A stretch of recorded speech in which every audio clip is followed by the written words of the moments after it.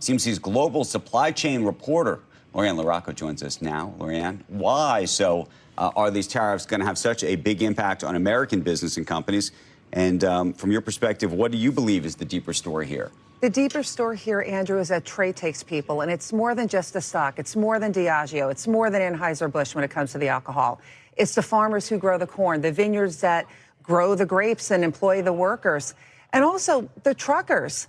Truckers now are going to be losing a trade lane. Trucks get paid based on load. So there is way more than just the stock angle of this. And also, everyone's talking about oil when it comes to Canada. What about the chemicals that the United States depends on? We're talking about chlorine. Chlorine's used for our water treatment and food processing. It's actually our primary source of chlorine as an import.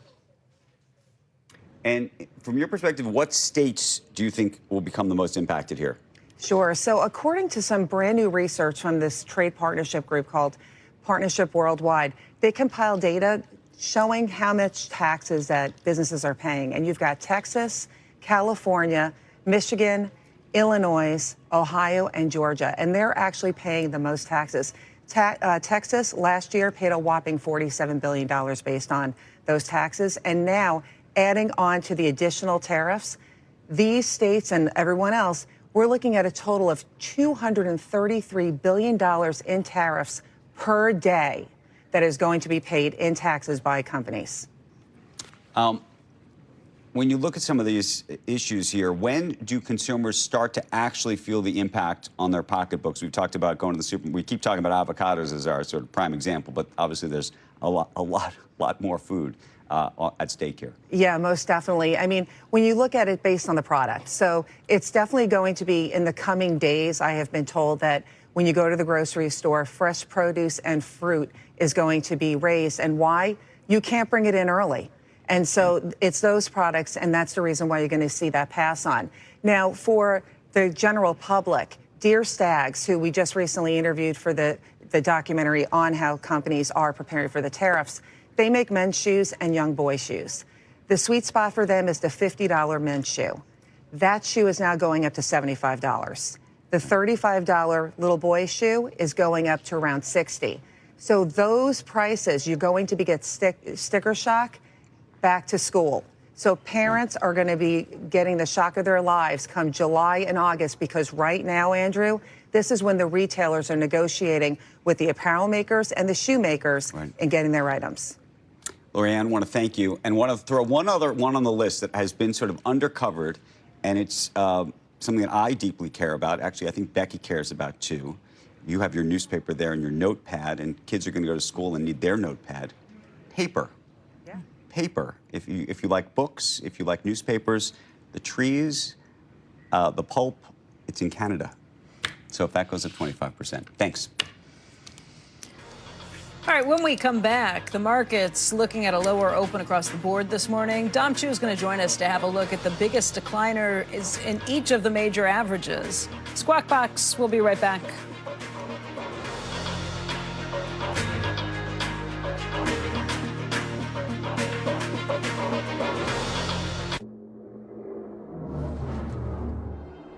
Car, this isn't the way home. That's right, James.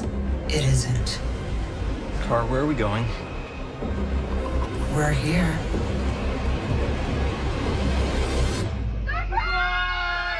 The future isn't scary. Not investing in it is. Car, were you in on this? Nothing gets by you, James. NASDAQ 100 Innovators, one ETF. Before investing, carefully read and consider fund investment objectives, risks, charges, expenses, and more in prospectus at Invesco.com. Shopify, PayPal, 3PL, FBA. Do these words make your traditional CPA's head explode? Help yourself. It's time for an accounting team that gets your business. We're making sense of modern-day accounting, one acronym at a time. Zendu, the official bookkeeping and accountant for e-commerce business. 16 million Americans suffer from chronic back pain, the 6th most costly health condition in the U.S. Meet Creative Medical Technology, stock symbol CELZ on the NASDAQ. Creators of Stem Spine, a regenerative medicine using stem cells to help fix the multi-billion-dollar chronic back pain problem. Stem Spine was shown to be 87% effective at improving mobility and reducing chronic back pain, and that could be worth a fortune. Creative Medical Technology, stock symbol CELZ. Want the fastest working GLP-1 for half the price? Ro now offers FDA-approved weight loss injections cheaper, with results you can see faster. Lose 15% of your weight with a formula from Eli Lilly. See if you qualify at ro.co/TV. We make sure that club members get the access they need to make more informed decisions. Jim Cramer gives you much more than you would ever get from any advisor. It's more than a club, it's an opportunity. Go to cnbc.com/join Jim. I find it challenging to come up with a gift that's really impactful, but something that really makes a difference. Jolie has been a tremendous gift. It's something that is not only looks beautiful, but makes us feel amazing, and is something that we get to use every day. I'm Dr. Shannon Klingman, the inventor of whole body deodorant like Mando. It's clinically proven to block odor all day and controls odor for 72 hours. Mando's unique formula stops odor before it starts. That's my secret to better odor control everywhere.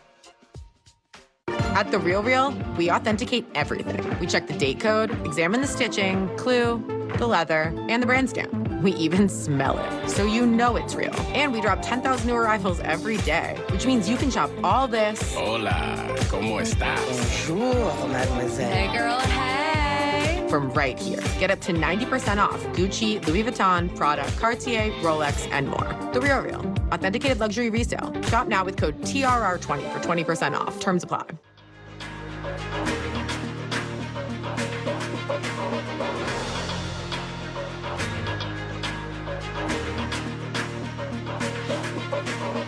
All right, welcome back, everybody. Let's take a look at the futures this morning. There is some significant pressure on those futures. Dow futures indicated off by about 620 points. S&P futures are down by close to 100 points. The NASDAQ down by almost 400 points. If you put this on a percentage basis, not huge, but you are talking about declines of about 1.4% for the Dow, 1.6% for the S&P 500, 1.8% for the NASDAQ. Let's get over to Dom Chu. He's got a look at the areas of the economy and stocks in particular that are really moving on this tariff news. Some of the biggest losers out there, Dom. So as we talk about the idea that there are other ripple effects out there, of course, we've talked a lot about the auto supply chains and things like what kind of trade goes between our countries, avocado prices, Mexican beer, and everything else. If you take a look at the broader picture, one of the things we're paying attention to is the tech supply chain right now.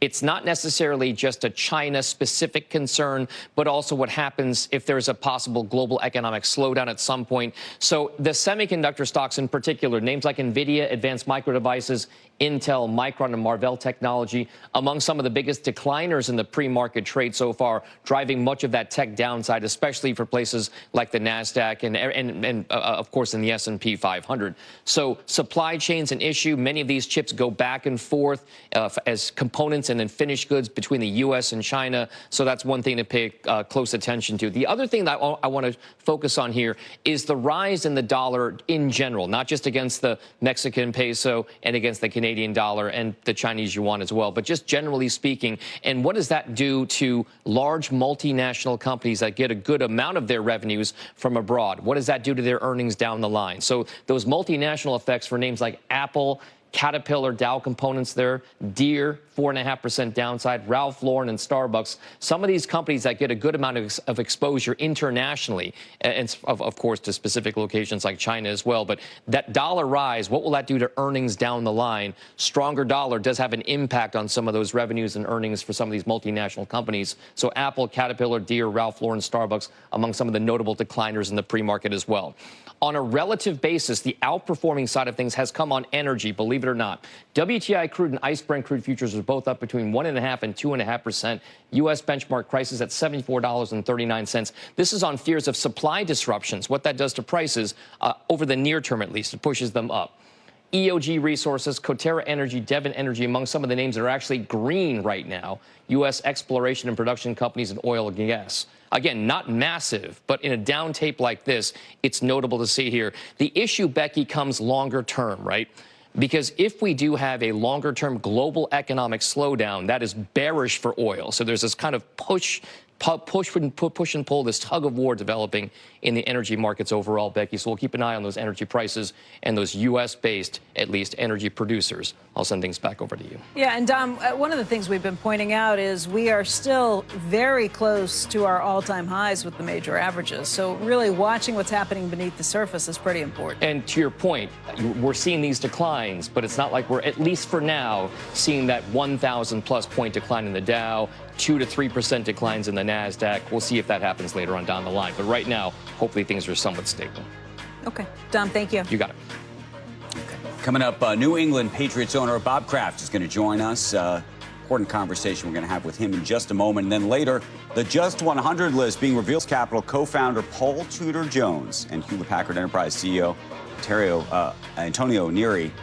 All that and more as Squawk Box rolls on after this.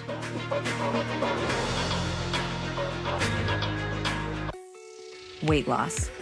For so long, I felt stuck. But Zepbound means change. Zepbound is for adults with obesity to help lose weight and keep it off. Activating 2 naturally occurring hormone receptors in my body, it works differently.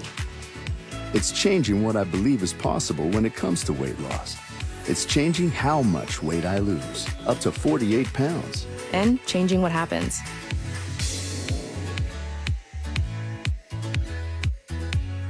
Don't take if allergic to it, or if you or someone in your family had medullary thyroid cancer or multiple endocrine neoplasia syndrome type 2. Tell your doctor if you get a lump or swelling in your neck. Stop Zepbound and call your doctor if you have severe stomach pain or a serious allergic reaction. Severe side effects may include inflamed pancreas or gallbladder problems. Tell your doctor if you are experiencing vision changes, taking a sulfonylurea or insulin, having suicidal thoughts, if you're nursing, pregnant, plan to be, or taking birth control pills. Side effects include nausea, diarrhea, and vomiting, which can cause dehydration and worsen kidney problems.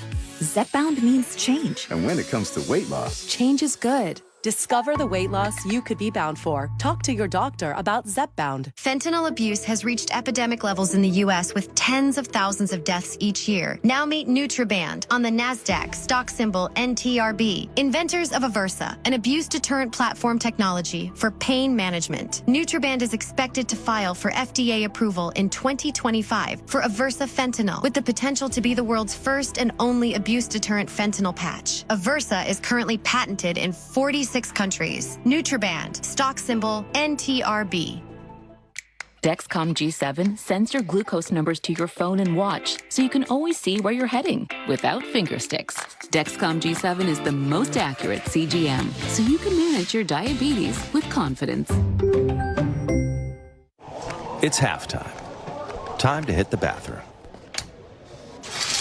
Shower. It works. Got 2 more upstairs. And the bedrooms. I don't know what goes on in there. And the living room. It's the hangout house. That's why I'm moving. And get an offer on your house. Selling your home to Open Door is so easy, you can do it during halftime. Get started at opendoor.com. Last chance to be on the Disruptor 50 list. Is your startup disrupting the status quo? Scan this code or go to cnbc.com/disruptors to apply now. Entries closing soon. Welcome back to Squawk Box. This Sunday, Kansas City Chiefs, they're going to be taking on the Philadelphia Eagles in the Super Bowl. The game is going to be featuring a new ad from the Foundation to Combat Anti-Semitism, featuring Tom Brady and Snoop Dogg. I hate you because we're from different neighborhoods. I hate you because you look different. I hate you because I don't understand you. I hate you because people I know hate you. I hate you because I think you hate me. Because I need someone to blame. Because you talk different. Because you act different. Because you're just different.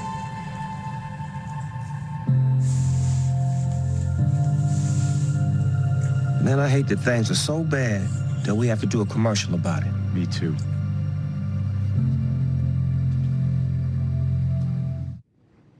I find that chilling and amazing in so many ways. Right now, the man who created it all, Robert Kraft, is here. Kraft's Group CEO, of course, chairman and owner of the New England Patriots.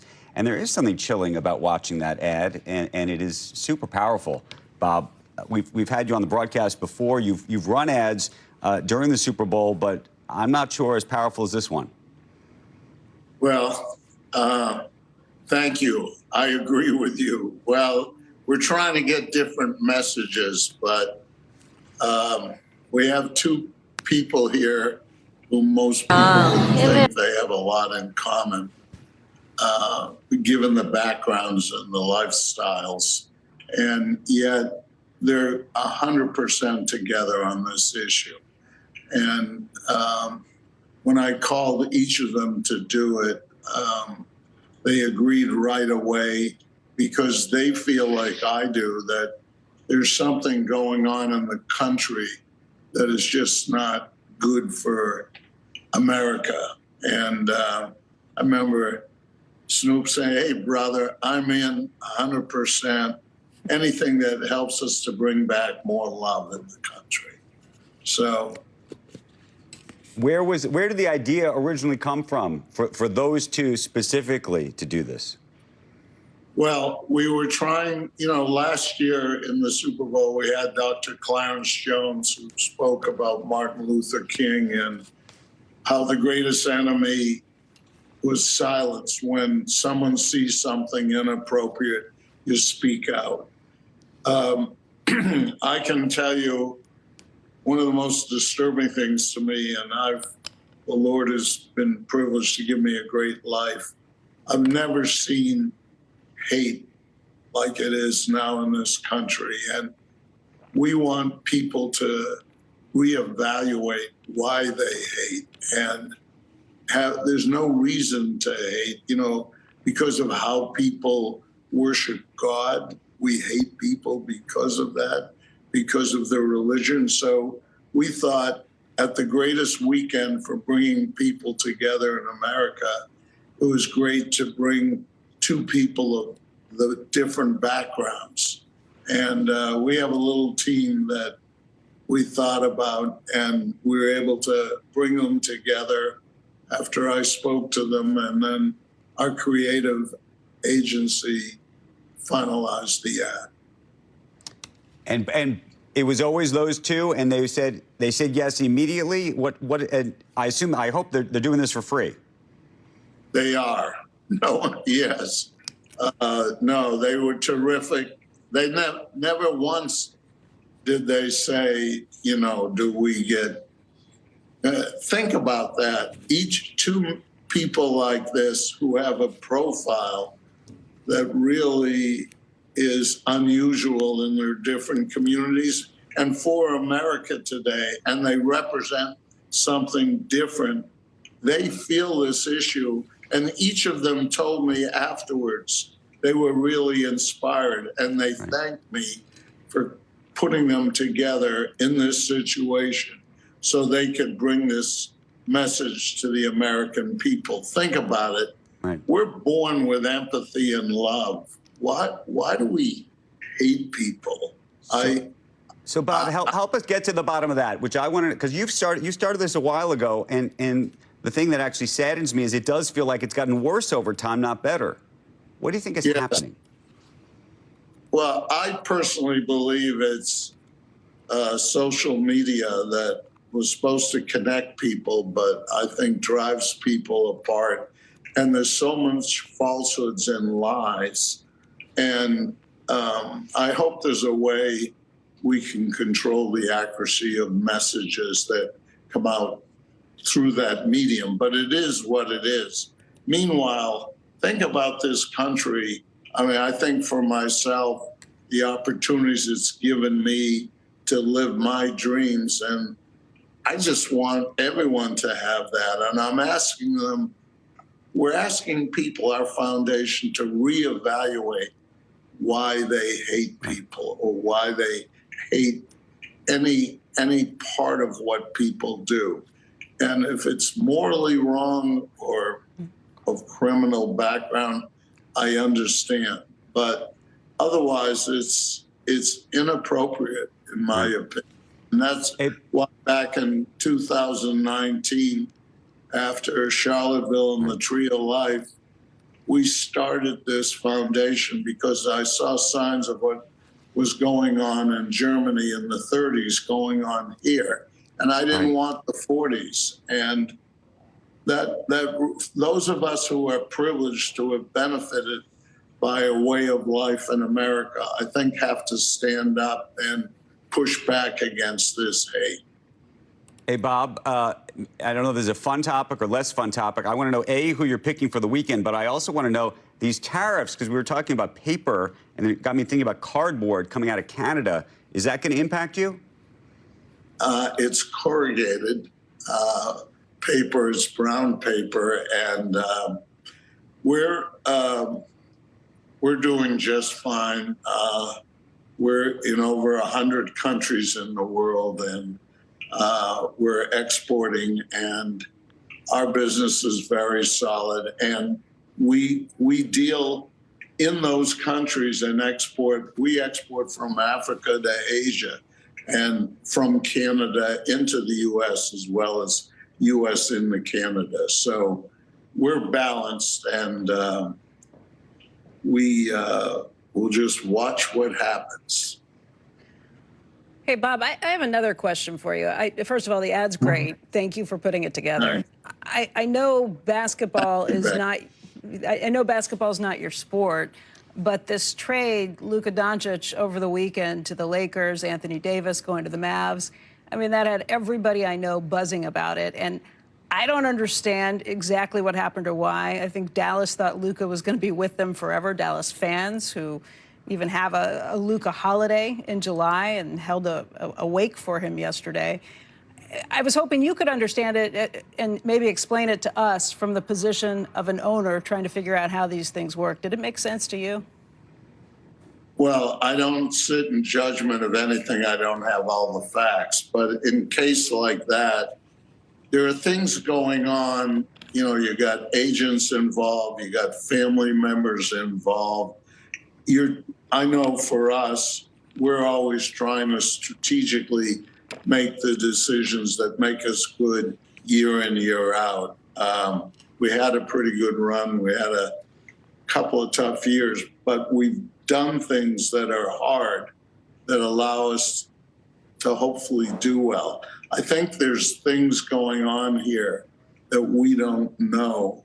And I think each team did what they think is their best interest. One thing you got to learn is don't get lost in the headlines, because usually there's depth behind it. There could be some kind of chronic physical situation.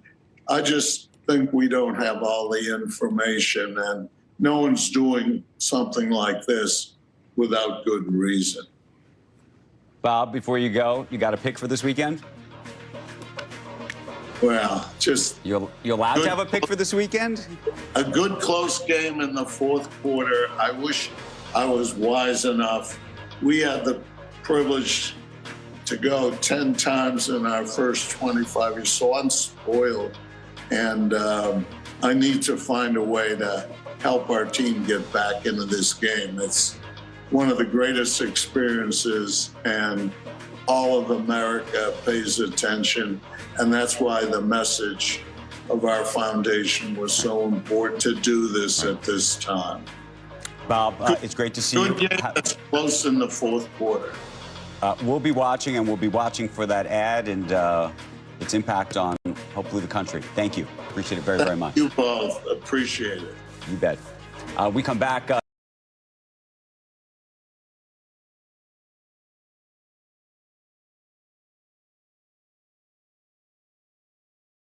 The impact of the tariff trade war on multinationals. We're going to talk about it. Do not go anywhere. Got a market sell-off this morning.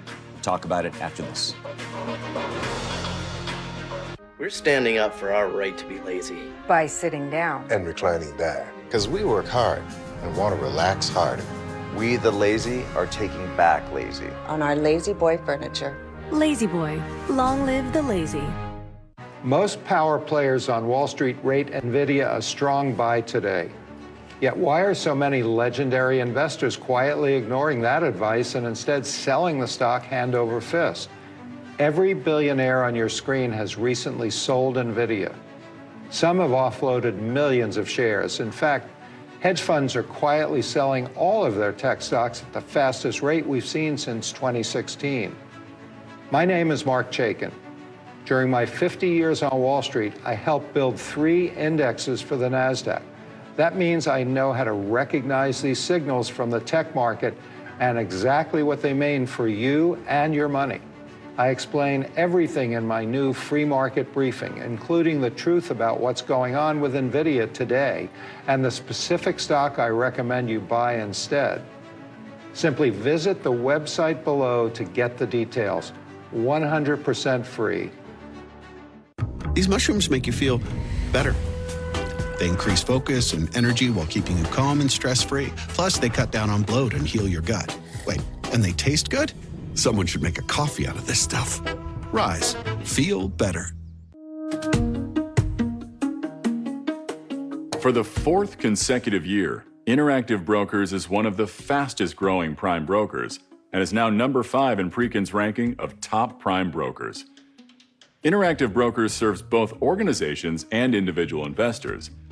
To get better results, get a better platform. The best informed investors choose Interactive Brokers.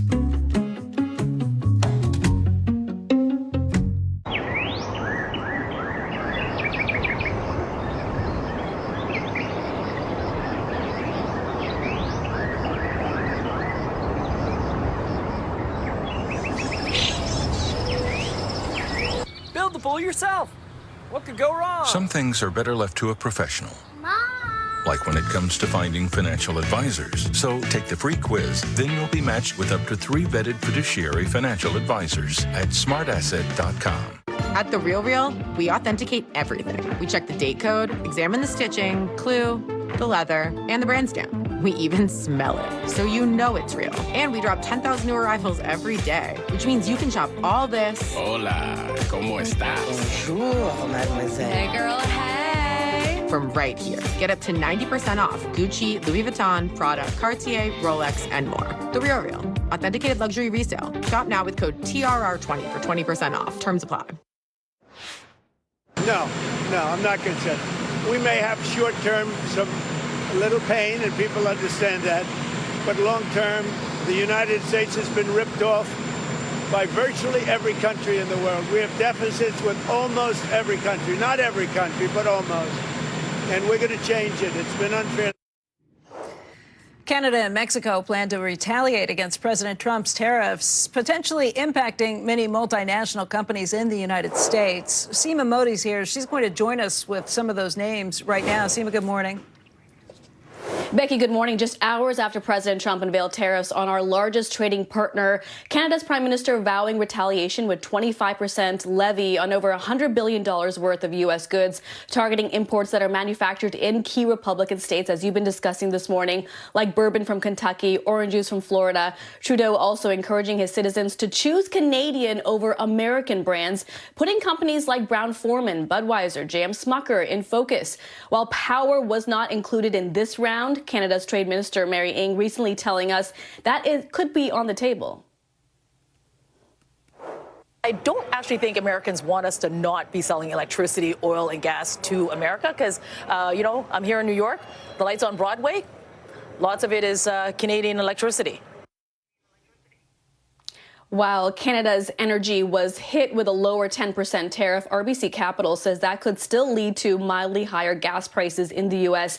Analysts say companies like Canadian Pacific that runs tracks from Canada through the U.S. to Mexico could be hit with elevated costs, as well as the globally diversified industrials that are moving this morning. KeyBank pointing to Terex, Carrier, and Trane Technologies, though Caterpillar and Eaton both making the point on their earnings calls last week that they've been making changes to their sourcing strategy since trade tensions picked up in 2018 and are well equipped to deal with tariffs. Those stocks are down right now. Agriculture players like Deere and AGCO also seen by the street as vulnerable. Jefferies noting that Trump did increase direct payments to farmers during the last trade war to cushion the blow. We'll see if that happens again.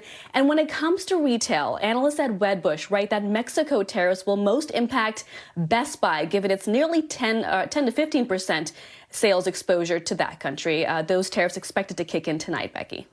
Okay, Seema, thank you very much. Joining us right now to talk more about this is White House National Economic Council Director Kevin Hassett. And Kevin, thank you for being with us this morning. Got a lot of questions and hoping you can give us a little insight into what's happening. First of all, are there talks taking place behind the scenes that could potentially stop these tariffs before they go in? Or is it your understanding that these will take effect at midnight tonight? There have been a heck of a lot of talks over the weekend. You know, I've been in the White House for most of the weekend, and the thing I can say is that I think it's totally 100% being miscovered, this story. What you need to do is go back and read the executive order where President Trump was absolutely 100% clear that this is not a trade war, this is a drug war. There are perhaps 100,000 people last year that died of fentanyl, and the fentanyl is coming in across the Mexican and Canadian borders. 80, 90, 95% of Mexicans want the drug war to end, and the same is true in Canada. And I can tell you, I spent a lot of time in Canada. I was up in Alberta and walking on the rivers and fishing last summer, and I can tell you that there are places in big cities in Canada that look kind of like San Francisco because the drug war is being lost by this government in Canada as well. The good news is that in our conversations over the weekend, one of the things we've noticed is that the Mexicans are very, very serious about doing what President Trump said in the executive order, and that is getting more aggressive, much, much more aggressive about the drug war. But the Canadians appear to have misunderstood the plain language of the executive order, and they're interpreting it as a trade war. And I think that that's probably consistent with the policies that we've seen from this failed government in the past, where they've let their own drug problem get out of control. And instead of addressing the drug problem, they want to blame the U.S. and perhaps get some political benefit out of saying that Trump's tried to create a trade war. Why would he do that with Canada and Mexico? This is 100% about a drug war. It's 100% about fentanyl. And more people died last year than died in the Vietnam War. And President Trump has vowed to Americans that he's going to make that stop. All right, Kevin, this is really interesting. Just the idea that maybe there's something that could be negotiated. Let me just make sure that I'm understanding this correctly from you. There's something that could be negotiated in the next 24 hours, in the next several days, that would mean the tariffs would either not be put on or would come back if it were to satisfy President Trump's concerns about what's happening at the border and the protections there that are taking this. I mean, we're calling it a trade war because Canada has already said that they're going to retaliate across the board with tariffs on alcohol, coffee, clothing and shoes, furniture, household appliances, whiskeys, fruit from Florida, all of these issues. You're saying that this is really more of a negotiation to try and say, no, we want more focus on the border, and if you give that to us, these go away? This is not what I'm saying. People need to read the executive order. President Trump has said this is about the fentanyl crisis, right? No, but so I don't know how somebody reads the executive order if you're Canada and then comes back and says, oh, we're going to start a trade war. We're saying we're really, really serious about going after fentanyl, and President Trump means it. And so there's all this fentanyl shipping across the borders. There, in the past, have been caravans of people parading across our border, carrying drugs and other things. And the response of our neighbors has not been, hey, we're going to help you stop this problem. It's go ahead and build a wall. So imagine, Becky, if I had like all this stuff going on in my house next to yours, and all this stuff was leaking into your property, and then you say, Kevin, you got to stop all that crime in your place. And I'm like, hey, you know what? Becky, build a wall. That's disrespectful. And and this is the attitude the president has towards what's going on right now. He wants them to be respectful of the United States and help solve the problem rather than feed it. So this and is we've really made a lot of progress with the Mexicans. This is really just the opening. Okay, so Mexico is really where the biggest problem for fentanyl is. We had one of our reporters earlier this morning, I haven't seen these figures myself, say that something like only 40 pounds of fentanyl was found at the Canadian border versus a much huger position down in the south part of this border. This is a way to get people to the table to say we are going to attack this and work with you, and that would call off all of these tariffs that are going to be put in place? President Trump will decide what he's going to call off and what he's not, but he wants everybody at the table. And certainly there's not a clear set of standards that say if you do X, Y, and Z, this won't happen. Well, they clearly haven't done it in the past, and the amount of organized crime in the fentanyl space in Canada is also very disturbing.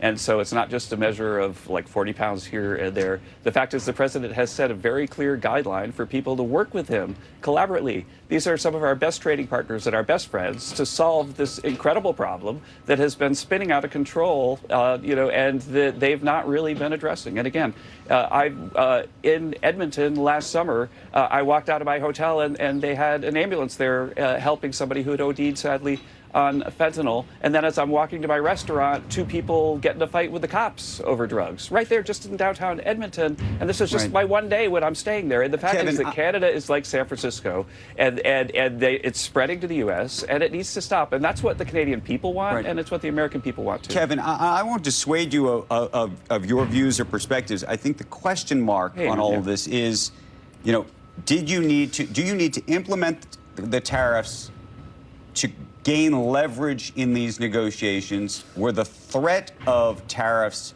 enough or not? I'm reading the Wall Street Journal, which historically has come out on the side of Republicans and conservatives. They call it the dumbest trade war.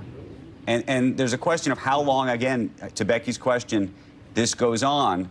You would imagine you'd have more leverage, frankly, the longer it goes on.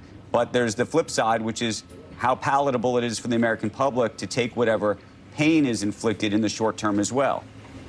The thing I would say, Aaron, and I hope Joe's feeling better, by the way. I miss him today. The thing that I would say is that in the end, what President Trump has not only created a lot of leverage for the United States in this negotiation, but he's given the politicians in Canada and Mexico an enormous amount of leverage, because the people of Canada, they don't want to have a drug war that they lose, and the people of Mexico don't either. And now, because President Trump has raised the level and made it clear that this is the #1 policy issue for the United States this weekend, then all people in Canada and Mexico will support actions by those politicians to get ahead of the curve on the drug war. And so I think he's doing the politicians a favor.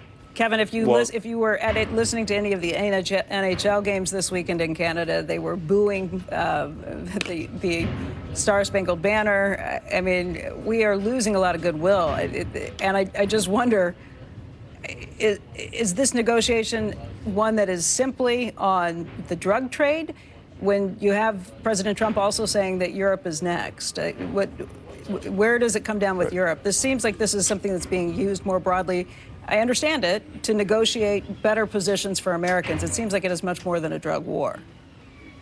This matter this weekend is 100% about the drug war, and I think that the outcome is likely to be very positive for Americans, Canadians, and Mexicans, because President Trump is forcing politicians throughout the continent to take this matter seriously, and there'll probably be a lot of cheers from Canadians as President Trump meets the Stanley Cup champions today, too, as well. Kevin, can you react to this? So Scott Bessent, who's now the Treasury Secretary, wrote a letter January 31st, 2024, to his own investors. This is Key Square Capital Management. And he wrote the following: tariffs are inflationary. This is our Treasury Secretary who wrote this, not at the time, though, would strengthen the dollar. Hardly a good starting point for a U.S. industrial renaissance. So he's saying this is hardly a good starting point for a U.S. industrial renaissance. This is our Treasury Secretary saying this. Goes on to say the tariff gun will always be loaded and on the table, but rarely discharged. In this case, it was discharged. Can you just react to what he was saying? I've not read what Scott was saying. I've certainly talked about tariffs with him quite a bit over the years and months. I've known Scott for many years. And the thing is that President Trump's agenda is a massive, massive supply-side agenda that's going to include big tax cuts, big deregulation, fairer trade policy, drill baby drill, and the idea that if you were to look at like the worst model outcome of tariffs by themselves and say that President Trump's going to create inflation is basically means that you're going to get an F from me in my intro economics class. The fact is you need to look at all the policies together, and frankly, if you do, I think this is going to be one of the biggest supply side positive shocks that we've ever seen. And finally, I just want to say, going back back to Canada, if I'm a market guy, as Scott was, I'd be getting bullish on Canada and Mexico, because the political pressure on these people who've been making really, really bad choices is going to be very, very great. And the idea that a renaissance like you're seeing in the U.S. could happen throughout the world, I think, is really, really bullish for global economies. Kevin, I mean, I know you well. We've known each other for a long time. For sure. It doesn't sound to me, it doesn't sound to me like you think these tariffs are either going to go into effect, or if they do, that they will last for long. I mean, you know far better than we do what kind of negotiations are taking place behind the scenes. And it sounds like you think Mexico is more willing to play and more willing to find solutions to these things than you think Canada is, based on what you've seen so far. So far, President Trump is going to decide all of this, at a time that he chooses. But there are positive conversations that have happened over the weekend, and there are positive conversations that are going to happen between the leaders of these countries, over the next hours. And President Trump will then see what people have to offer and then make the call. But I can tell you that everybody's been very impressed by the seriousness of the Mexicans, the fact that they read the executive order and understood it, whereas the Canadians either didn't read it or were misrepresenting it to the Canadian people for political gain rather than trying to solve Canada's problems. And if you wonder why Canada has so many problems right now, it's because they have politicians like that. I mean, I would ask you the economic implications. Steve Leisman's here. He did a flash survey asking a bunch of economists what they saw. I think every one of them in that flash survey said that if these tariffs did go into place, they expected GDP to go down and inflation to go up. Did you all run your own economic potential impact at the administration? We're working on getting the final numbers for the president's budget as we speak. But I can tell you that the growth that we saw in President Trump's first term pre-COVID is looking like it's going to be a low number compared to what we get when we run all of president policies through the president's budget. And again, I would ask people to do this, and I've been very public about this on your show last fall, that if you want to analyze the policy effect of the Trump administration, you need to look at all of them and not just take a couple of papers that say that tariffs are bad and say that's the whole thing that's going to happen. But if we model the whole thing, that we're definitely getting growth that is, as President said, looks like a golden age to us. And as you remember, Becky, that when we did this, we had a huge report where for every single policy we went through the academic literature and quantified why we thought we're going to get 0.5% from here and 3/4 from there and so on. Right. And we're doing that again.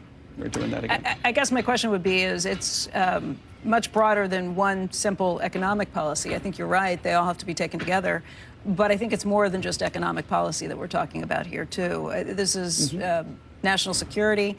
This is defense, and I wonder, are there experts in those arenas who are in the room when these negotiations and discussions are taking place? Absolutely, there are.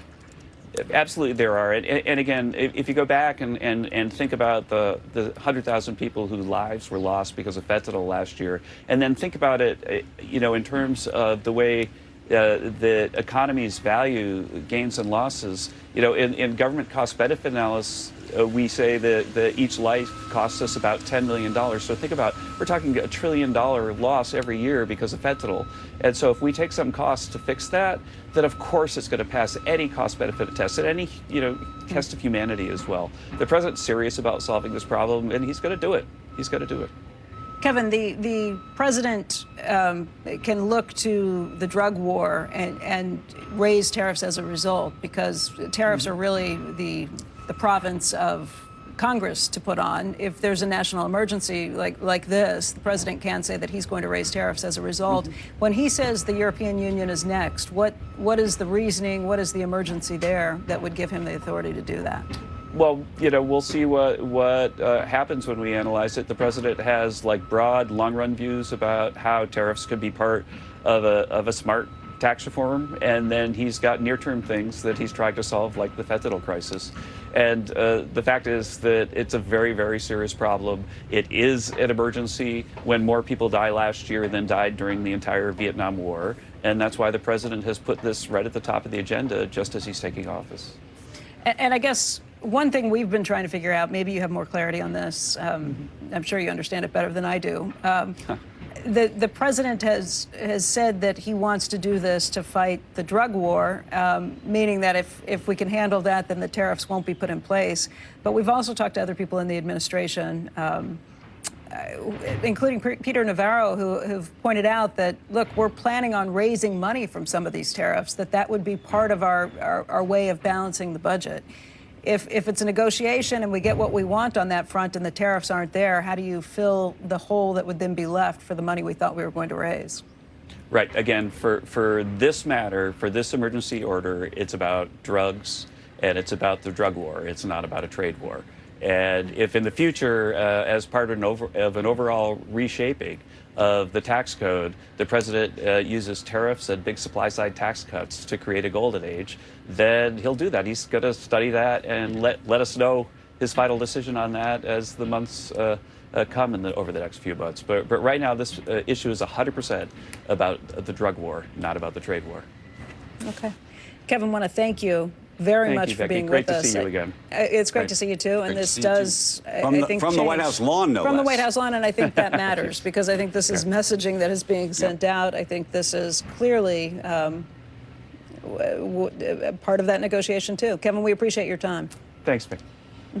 Let's get over to Mike Santoli. He's standing by at the NYSE. And Mike, we have seen some pretty decent market moves around the potential implication of these tariffs.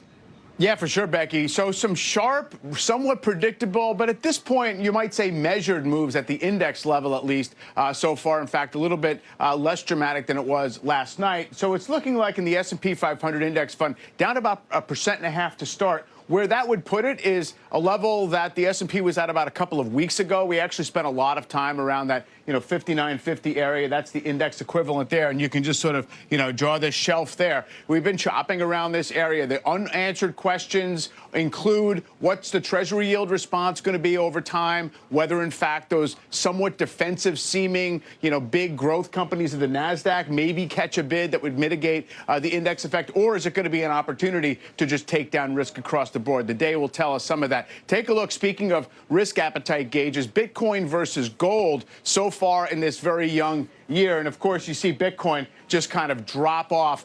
Gold naturally is sort of seen as an equivalent. Is Bitcoin digital gold? Is gold analog Bitcoin? Whatever it is. I think part of this is that Bitcoin and crypto trade 24/7 in their global assets, and there's a lot of gains built up in them. So if there's a lot of concern over a weekend when you're going to have some kind of event that's going to create a little bit of a risk gut check, it's going to hit Bitcoin and crypto most, and actually even Bitcoin has firmed up a little bit in the last little while. Now, retail traders have been a huge part of the game this year so far. One of the big reasons that the market has been able to be up 2.5% in January was retail flow much more aggressive than institutions. Take a look here, Robinhood shares as well as Palantir. Palantir is one of the favorites of retail traders right now. This is a one-year chart. So you can see just exactly how steep the ascent has been. There's been this tireless bid in there. Does that go away? Does that stick with us? Is that raising fragility risk in the market, or is it actually acting as support? A lot of this stuff I think people are trying to debate right now as you start to see. I think Robinhood's indicated lower, Palantir pretty firm at this point, guys. Hey, Mike, I don't know. I've been trying to assess, listening to Kevin Hassett right just now from the NEC, an economic advisor talking about how this is a drug war, not a trade war. That's the messaging from the White House. It sounds like this is a negotiation. I am more convinced than ever that this is either not going to happen or not be long-lasting tariffs, based on what I just heard from the White House. Or at least that's certainly we have to be open to that possibility that this is an opening salvo. The market seems to be treating it that way for what it's worth. I mean, I don't think if people felt as if it was going to be this level of tariffs indefinitely, that you'd be down only 1.5% and things would be relatively normal. I agree with you. Now, of course, I think the White House, because they have to, do these moves with emergency powers, you have to cite the immediate drug risk. So, I think there's a lot of mixed messaging out there. There is, and we will see how the market susses that out and how it reacts as we get closer to the opening bell. Mike, thank you. Yep, thank you. When we come back, legendary investor Paul Tudor Jones is going to join us alongside the CEO of Hewlett Packard Enterprise on the new Just 100 company ranking. Stay tuned. You're watching Squawk Box, and this is CNBC. Help us retire.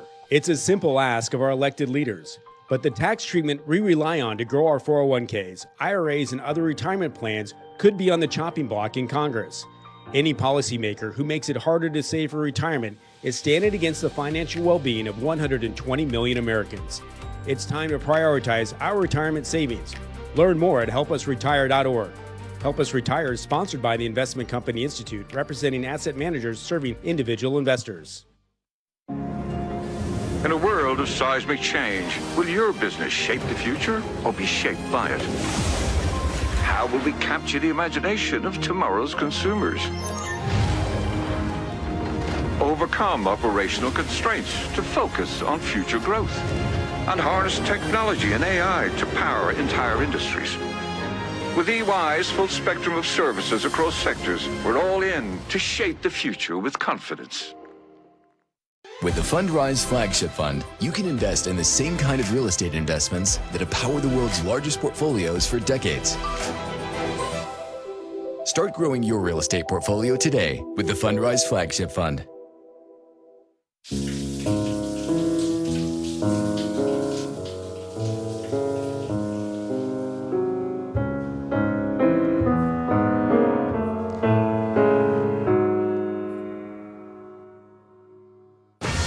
The top 100 public companies ranked on issues of workplace, ethical leadership, and environmental responsibility. America's most just companies revealed who's in the top spot. Special reports all day. CNBC. I find it challenging to come up with a gift that's really impactful, but something that really makes a difference. Jolie has been a tremendous gift. It's something that is not only looks beautiful, but makes us feel amazing, and is something that we get to use every day. I'm Dr. Shannon Klingman, the inventor of whole body deodorant like Mando. It's clinically proven to block odor all day and controls odor for 72 hours. Mando's unique formula stops odor before it starts. That's my secret to better odor control everywhere. Should I convert my IRA to a Roth? You're asking the wrong guy. You know, financial advice should come from a vetted fiduciary financial advisor who understands your personal financial needs. That's one intelligent donkey. You mean a smart ass? Find an advisor at smartasset.com. When you sell with The RealReal, we handle photography, pricing, shipping, customer service, and so much more. Resale is what we do, so you have time to do you. First-time consignors get $100 extra. Terms apply. Welcome back to Squawk Box. This morning, Just Capital out with its list of America's most just companies. CNBC is Just Capital's media partner. Joining us right now in an exclusive interview, legendary investor Paul Tudor Jones, co-founder and chairman of Just Capital. He created all of this. He's also the founder and chief investment officer of Tudor Investments, of course. Also, Antonio Neri, he's the CEO of Hewlett Packard Enterprise. It is ranked #1 in the Just 100 for the second year in a row. And I've got about 1 million questions for all of you, including tariffs, given the news of the moment right here, Paul. But I want to start with this list, and I want to start with actually just a very 30,000-foot question, which is, it feels like the world has shifted, even in the past couple of months, politically and otherwise, around so many of the issues. This whole idea of almost stakeholder capitalism, ESG, DEI, all of that seems to have been thrown out. Maybe the baby's been thrown out with the bathwater. I don't know. But I'm so curious, given that your work is based on polling, based on what the American public actually wants, and you also just had an election, and how you think about all of this. Well, first, let me just say it's ironic that we're here on the day to celebrate the best of American business on the same day that we're also tariffing the hell out of them. But it is what it is. And what I would say is that the election result that we saw and President Trump taking office again, I think is completely congruent with the polling that we saw this year for what constitutes just behavior. The #1 issue, and it is year after year after year, is pays a fair and living wage. It's all about the American worker. And President Trump was elected to office because this country felt like the middle America, those that sit there and work for all these companies weren't getting a fair shake. So I think this is exactly synchronous with what we see in our polling. And it's so funny when you mention DEI, ESG, all those terms.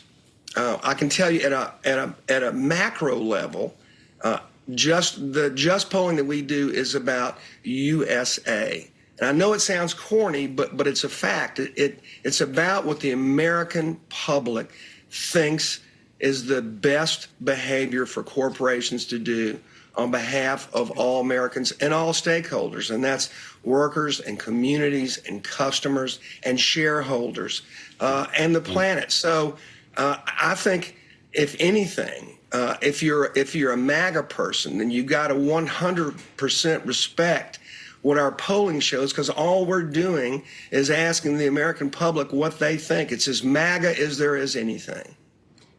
Before we get to Antonio, let me just ask you this about performance, because one of the questions is how correlated the outcome of the Just 100 list is to performance and, maybe importantly, outperformance. How has it changed over the years? Yeah, so since our inception about 7 years ago, the Just 500 has outperformed the Russell by about 10%. The Just 100 has outperformed the Russell by about 40%. The Just 100 has outperformed the S&P by just a little bit. But the point is aligning yourselves with what the American public thinks is great for business is also great for your shareholders and your share prices and your business in general. And there's nobody that embodies that better than that gentleman, Antonio Neri, who he really is the classic American dream story. He started as an intern at Hewlett-Packard Enterprises and worked his way to CEO. There's no better Horatio Alger story than him. And trust me, we would all want our kids to work at HPE, given the things that he's done. Well, that's what I was going to ask. Thank you for that, Paul. Antonio, it's nice to see you this morning. You've now been at the top of this list 2 years in a row.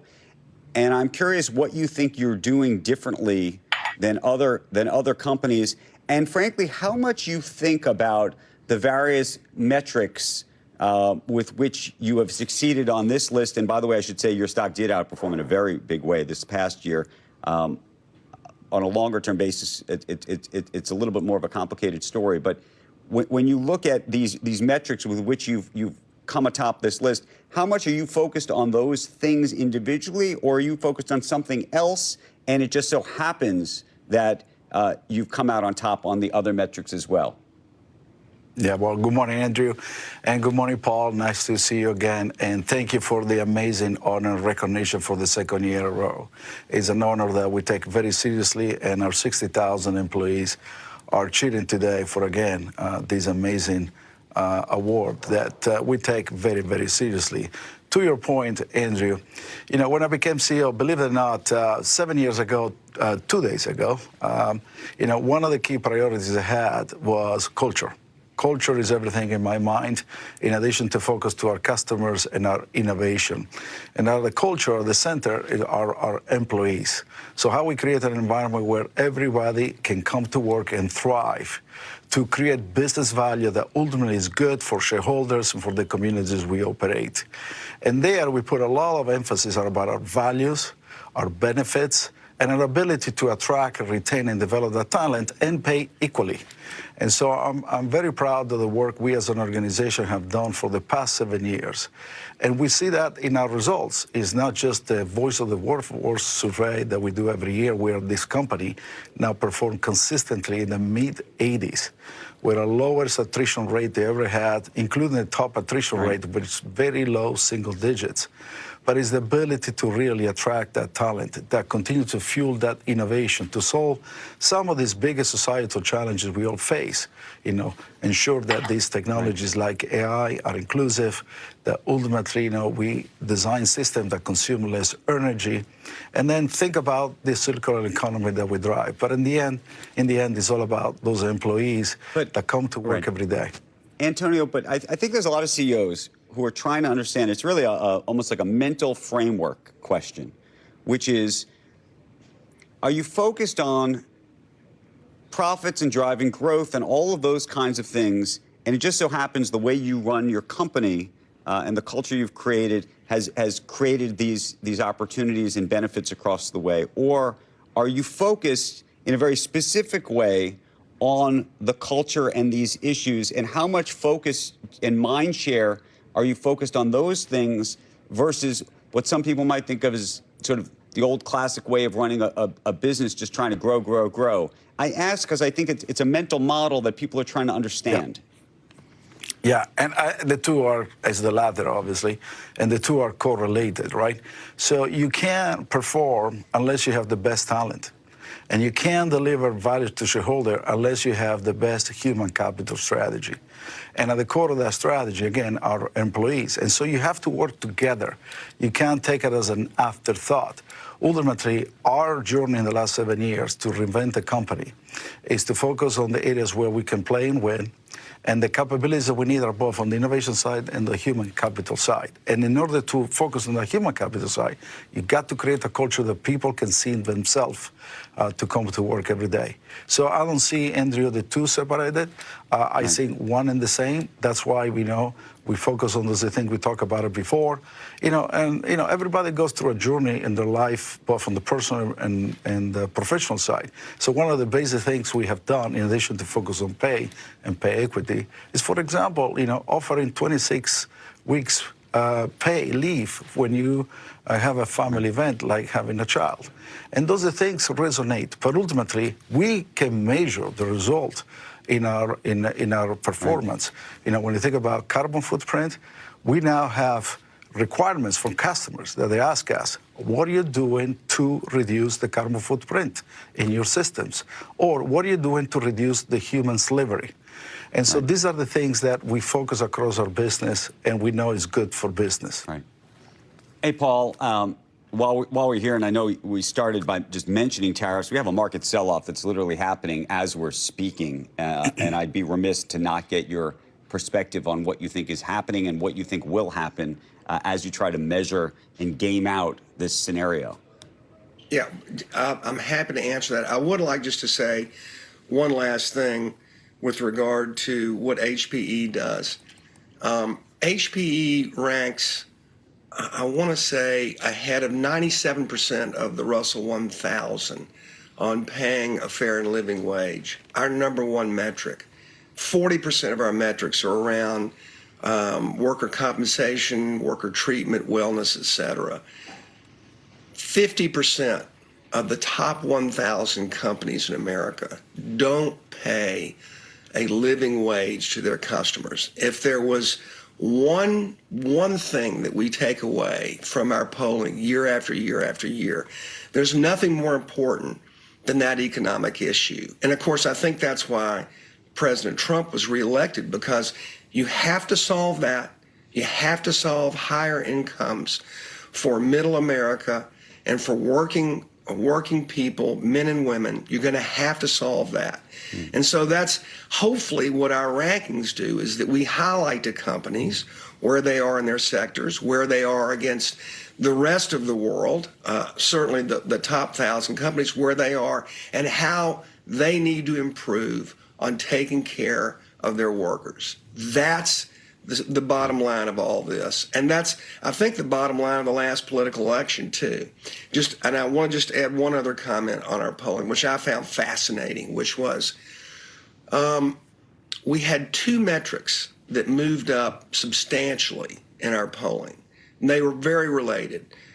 Ethical leadership moved up 5 spots to number 2, the second most important determinant by the American public.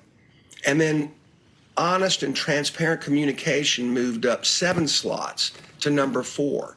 So the number 4 most important things, as judged by the American public, are ethical leadership, honest communication. And I think that's extraordinarily telling for our political leadership today, in that Americans just want to be told the truth. They've seen, I think, from both parties, they've seen so many things that they know with their own eyes aren't true, and they're exhausted by it. So I think that's the most, every year we see something new in the polling, in COVID, security, safety. company safety and security was jumped way through the roof because everyone was so afraid to go to work. So it's funny how the polling changes year by year depending upon what the environment is. And there's a big lesson that there's a huge thirst for honesty and ethics in business today. Fair enough. Paul, given that I know so many people are waking up this morning and they're turning on their TV and they're thinking about tariffs and trying to understand what's happening. As I said, there's a market sell-off literally happening as we're speaking. And so I want to get there with you just to understand what's going on, even inside your own firm as you're thinking about it this morning. Well, there's so many moving parts and there's so many things that are cross currents. The one thing that I would say is this is a completely, totally different landscape than Trump 1.0. So if I go back to January of 2017 and I look at where we were in the three big asset classes and where we are today, wow. It's a much, much shakier ground that we're treading on. For instance, let's take fixed income.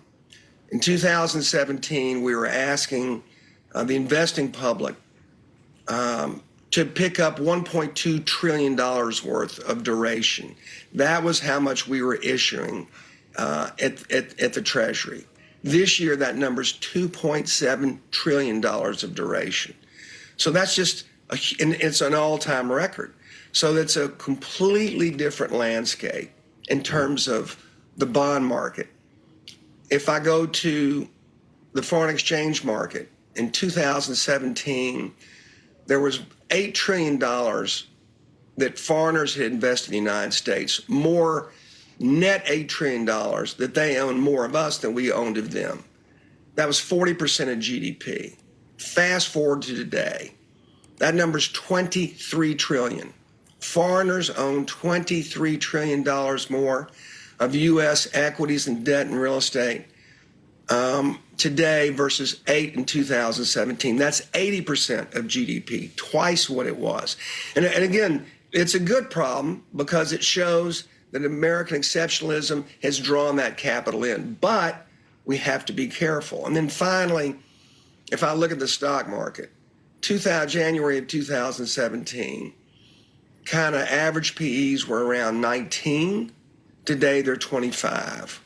We're a full 30% higher than we were in 2019. We could have a 30% correction in the stock market and just be back to slightly overvalued.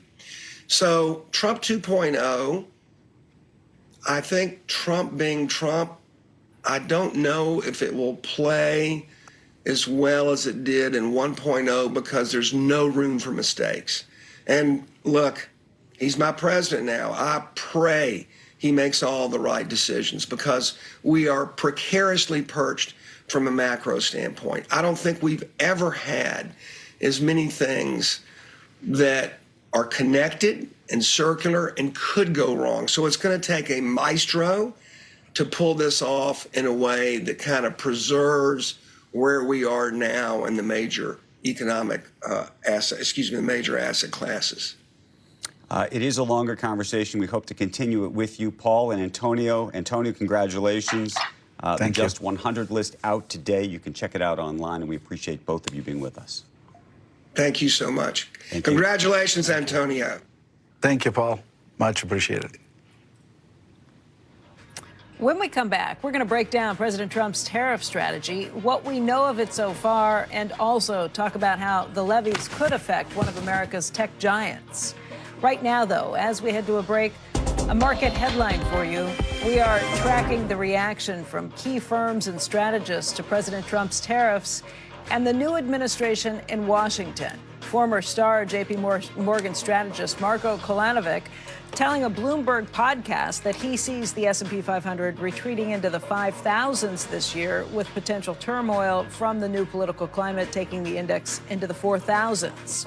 We shall see. Right now, the S&P is above 6,000, 6,040. We'll keep an eye on this. It is indicated to open down close to 100 points. We'll have more Wall Street reaction after a quick break. Stay tuned. You're watching Squawk Box, and this is CNBC. See ya. Well, would you look at that? Jerry, you gotta see this. Saying it. Trust me, after 15 walks, gets a little old. Yeah, I really should be retired by now. Wish I invested when I had the chance. To the moon. Unbelievable. Stop waiting. Start investing. E-Trade from Morgan Stanley.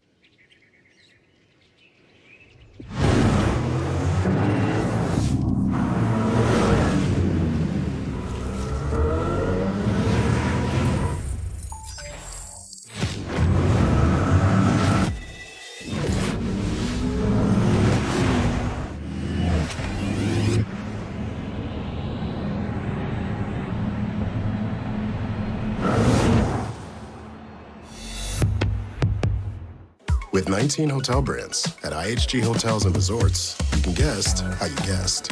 Unplug for the day or plunge into a long weekend at a Holiday Inn. Savor the moment or savor the details at a Crowne Plaza Hotel. Stick to the agenda or experience something unexpected at Kimpton Hotels. Choose from 19 IHG hotel brands and earn points for free nights with IHG One Rewards. Inside Wealth, an exclusive newsletter for a select audience. Inside family offices, how the wealthy become ultra wealthy. Robert Frank's high net worth perspective. Join the list at cnbc.com/inside wealth. The dentist will be right in. Hey, I heard you're retiring soon. You excited? Yeah, Doc, but there's so much to consider. Medicare, finances. Oh, and I lose my dental insurance. You can get your own from Physicians Mutual. Easiest decision ever. It's real dental insurance that's real affordable. Well, I think my work here is done. Wait, what? Hey, I heard you're retiring soon. You excited? Get the Premier Dental Plan from Physicians Mutual Insurance Company, one of the easiest retirement decisions you can make. For a free information kit, call now. It helps cover over 400 procedures. Everything from cleanings and fillings to crowns and dentures. See any dentist you want with no deductibles and no annual maximum. Well, I think my work here is done. Wait, what? The Premier Plan from Physicians Mutual. Call or visit sendinfokit.com for all the details. Physicians Mutual, Physicians Mutual.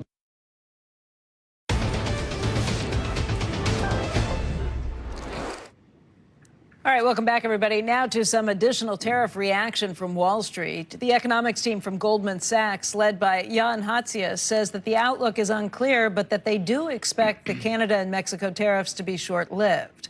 Goldman's chief U.S. equity strategist, David Kostin, writing, large tariffs pose downside risk to our S&P 500 earnings estimates and return expectations. J.P. Morgan's Michael Ferroli also noting that using fentanyl as a justification could provide a quicker off-ramp than more traditional applications of the Trade Act. He says, qualitatively, tariffs should push up prices and depress growth, but J.P. Morgan is holding off on changing its forecast because of the uncertainties around that implementation and potential retaliation. Bank of America Global Research notes that companies are better positioned this time for China tariffs because China exposure has been reduced by more than a third since 2018. But tariffs on Mexico are likely to be more painful as import exposure has risen since 2018. Speaking of tariff retaliation, the Premier of Ontario, Doug Ford, says that he is banning American companies from contracts within his province. He said that that would effectively shut off U.S. companies out of tens of billions of dollars in new revenue from those contracts. As a result, Ford said that he is ripping up the province's contract with Starlink because, in his words, Ontario won't do business with people hell-bent on destroying our economy. So we'll see. Now, for one of the biggest questions facing Wall Street this morning, are President Trump's new tariffs temporary or permanent? Our senior economics reporter, Steve Leisman, is here. He's trying to take a look at that issue. What do you think, Steve? We'll come back to what Kevin Hassett said. Yeah, I think in just a second. Clarified some thinking. Along with a brief I just got from the White House. But President Trump has linked the new tariffs to progress on issues like fentanyl, immigration, and trade deficits, suggesting actions by Mexico, Canada, and China could undo them. But he's made other comments that suggest there actually may be no way to get rid of them anytime soon. He posted on Truth Social this weekend, make your product in the USA and there are no tariffs. that suggests a different and more permanent underpinning for these moves. When campaigning in October 2024, he said, when we were a smart country in the 1890s, this is when the country was relatively the richest it ever was. It had all tariffs. It didn't have an income tax. Trump has praised President William McKinley. He had the nickname the Napoleon of tariffs and raised, or Napoleon of protectionism, and raised U.S. tariffs from 38 to 50%. More importantly, President Trump needs revenue to pay for his tax cuts and efforts to reduce the deficit at the same time. A year ago, Scott Bessent, now Treasury Secretary, was among those supporters of candidate Trump, suggesting tariffs would be rare and used as a negotiating tool. He told his investors, according to the Wall Street Journal at the time, the tariff gun will always be loaded and on the table, but rarely discharged. And yet Trump is threatening additional tariffs on Europe, as well as tariffs on steel, aluminum, copper, and computer chips. Wall Street more or less bought this temporary tariff spin. Morgan Stanley writing over the weekend, full implemented tariffs with staying power don't appear to be in the price of key markets. So despite assurances tariffs would be rare and just used as negotiating tools, markets should at least be thinking about the notion that tariffs could instead be widespread and important revenue measures that are more permanent for the Trump administration. We're going to look at how the Fed is thinking about all this on tariffs and the outlook for GDP and inflation in an exclusive interview we have with Boston Fed President Susan Collins today at 11 o'clock on Money Movers. You know, I will say, after our conversation with Kevin Hassett, who was standing on the White House lawn, obviously an economic advisor to the president on these issues, I changed my thinking to some extent. I heard it. Because he didn't really seem to want to talk about the economics of what this means. He wanted to talk about how other parties, Canada and Mexico, but mainly Canada, he thought were misinterpreting what the executive orders were trying to accomplish. That seemed to me like it was almost like, hey, just give us something we can say that we have a win here, and this will go away. I'm going to give you the most critical explanation, then I'll walk it back. Yeah. Some of this has been a bit like boiling the frog, right? Okay? Don't worry, they're temporary. Don't worry, they're temporary. You remember Lutnick was on, or all these guys during the campaign, they'll be rare and temporary. Over the weekend, I thought it was real, and they really wanted this to come on, and there was going to be something coming from this. After that conversation, I thought maybe they don't. But you heard those comments by President Trump? Bring it back to the United States and pay no tariff. What does that tell you? Is that a temporary tariff? If he gets rid of the tariffs that he's going to put on Canada, that doesn't change the issue of making it the United States. Look, he has a different idea about how to tax the country and where revenue ought to come from. He's praised tariffs as being the best solution to a lot of different problems. So I don't know. I feel like there's two different things going on. I think Kevin wants these things to be temporary. He comes from a part, I think, of the Republican Party that still believes in free trade. There are those people that have, for years, decades, the Republican Party. Look, he's been in the room, and you know that President Trump watches, and anybody who's speaking has an audience of one if you're working for him and speaking on these things. To me, it was this may not be the real thing. And look, he kept saying this is part of a broader overall way of looking at the world, and he's right. President Trump does want to get to the point where he feels like we're not getting ripped off as much, where you have better hand in some of this leverage, and maybe that's piece by piece around the edges. I'm just telling you what I thought after listening to Kevin. Enormous respect for what Kevin says and what you said. Let me just tell you, I didn't have time to prepare this before I got on air. Yeah. White House, I asked them, did you guys do an economic analysis of this, which you asked them? They sent me the following. I'll just read you the first line. Okay. Tariffs strengthen the American economy, raise wages, and create jobs. That's the first line in their response to me about what the economic analysis of this is. That tells you that they see this as not a leverage thing. Now, maybe, there's two ways to think about this. Maybe these are temporary ones, but that doesn't mean you're out of the woods for a more permanent tariff structure that could be out there soon. And by the way, the tariffs that President Trump put on China in his first term, they were kept. They were kept, and they were kept by President Biden following that. And so this was a new way of doing business. I just feel like there's a very big difference between what we do with China, whom we have real national security issues with. Yeah. Than with Canada. I was just in Canada. They're such nice people.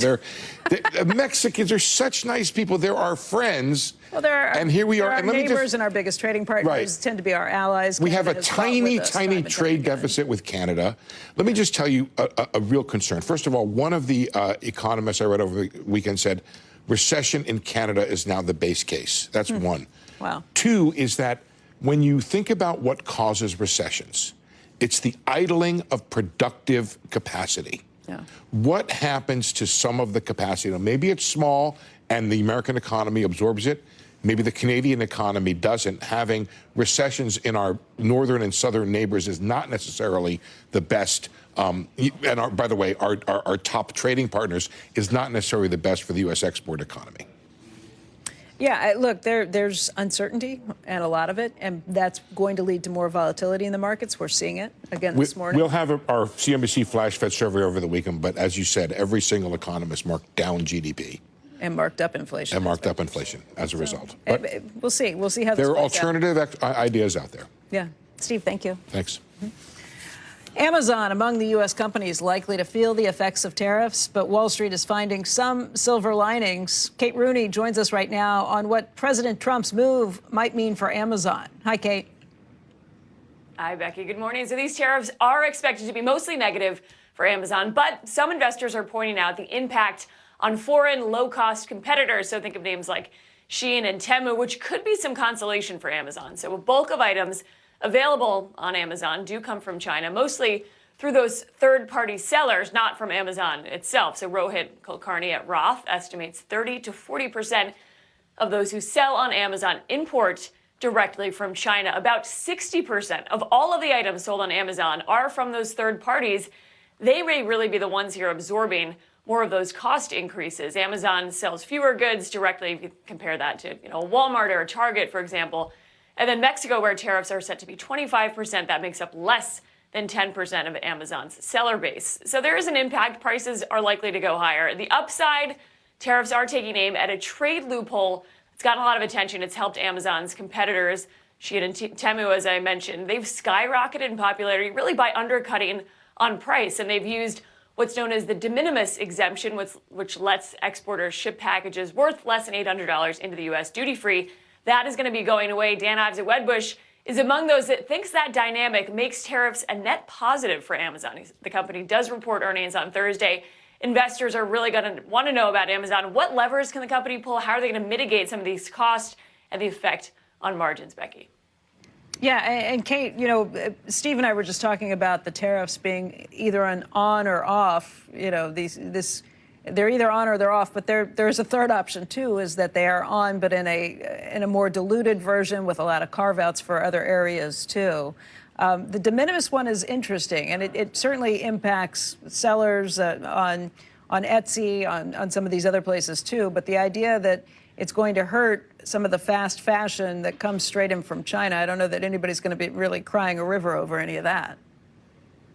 Yes, absolutely. Becky, by the way, conversation with Steve was fascinating, but I think the de minimis, that loophole, regardless of what happens on the rate of tariffs, if they stay, that loophole hurting Amazon's foreign competition is huge for what was seen as sort of the bear case for Amazon. For a while there, late last year, there's all this talk about Shein and Temu really eating into Amazon's market share and the threat from those. So, analysts are saying, yes, prices might go up. The company, by the way, has the scale and the logistics scale to potentially absorb some of that. But the competition side of this is really one to watch. I think one that investors begrudgingly might be excited about here. Yeah. Thank you for pointing all that out, Kate. It's good to see you this morning. Good to see you. Thanks, Becky.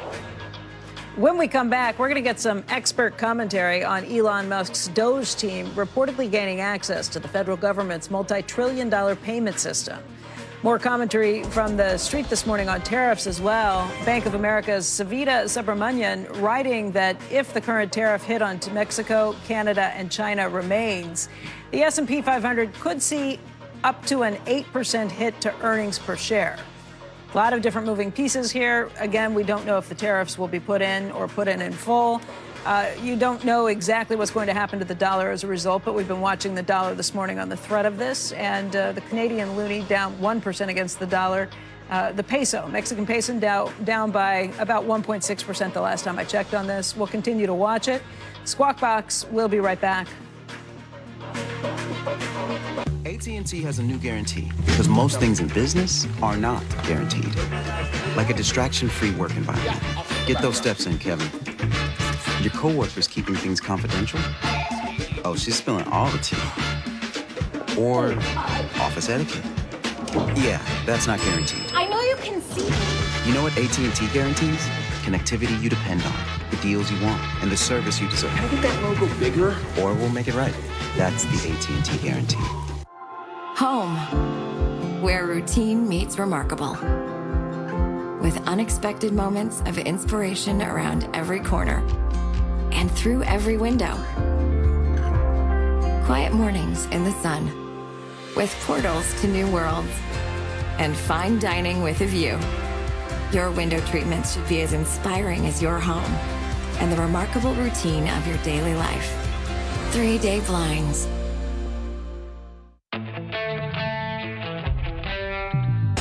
In the world of investing, a beast lurks between the numbers. Some watch from the safety of the sidelines, but others saddle up and ride that one-ton rowdy ribeye for all he's got. If that's you, join us on Tasty Trade, named best online broker for options trading. Genius loves company. Nothing stands still. Not technology, not the market, and not Franklin Templeton. We've been a firm in motion for over 75 years. Always innovating. Today, we're a leader in public and private markets, digital assets, and custom tax management, empowering advisors with solutions to build the portfolios of the future today. Franklin Templeton, your trusted partner for what's ahead.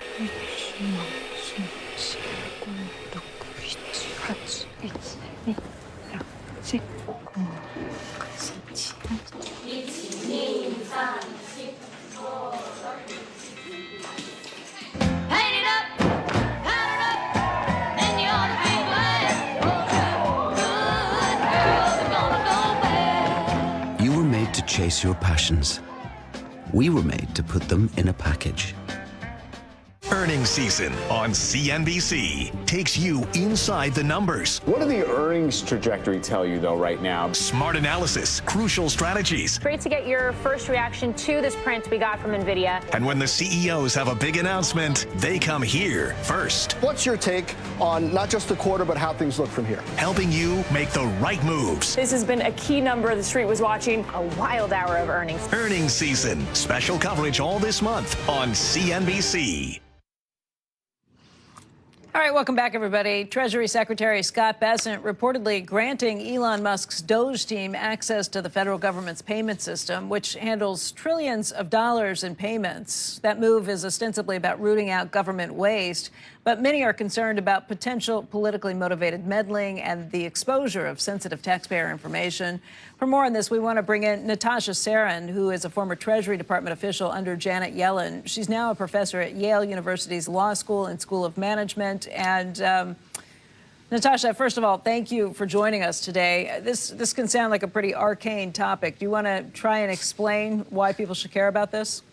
Yeah, totally. And thanks for having me.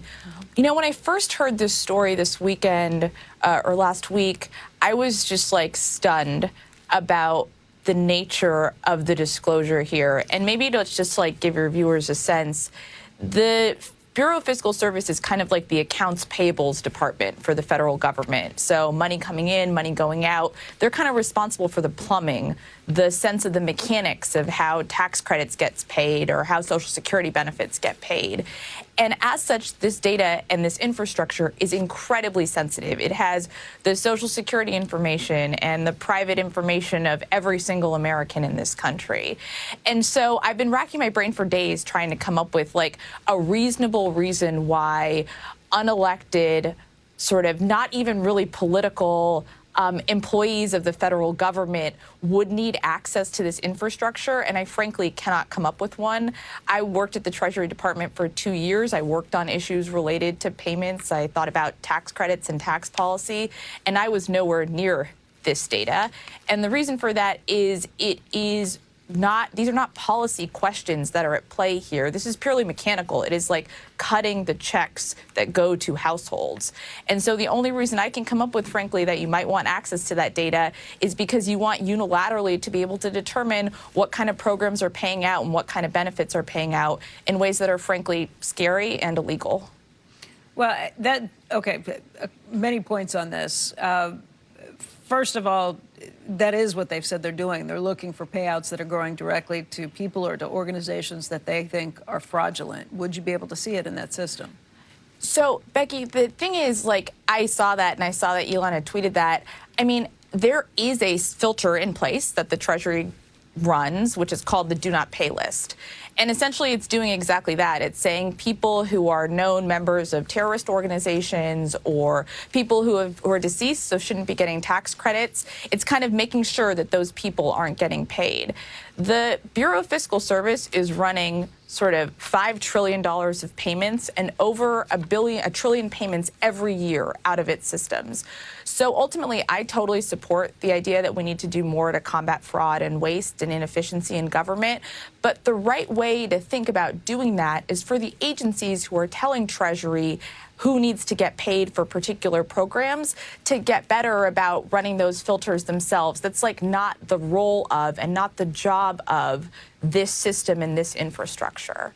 Okay, I think that was Elon Musk's point. I don't remember where I read it. Maybe he said it last night on his Spaces conversation that took place for about an hour at midnight last night. It said that that system has never turned down a payment ever, that they've paid them out to, even if they're on a terrorist watch list, they pay them out anywhere. That's just, frankly, it's just not true. And the thing that I've been stunned by is, and you saw a letter from Senator Warren this morning to Secretary Scott Bessent that was along these lines as well, is like, what is happening is you're seeing sort of tweets from Doge and Doge affiliates saying particular agencies are evil and need to be shut down, or that particular payments that they're paying out, they're continuing to make illegal payments to known terrorist organizations, which A, couldn't be further from the truth, but B, like truly denigrates the important role that the payments infrastructure plays in our system and the people who run it play in the system.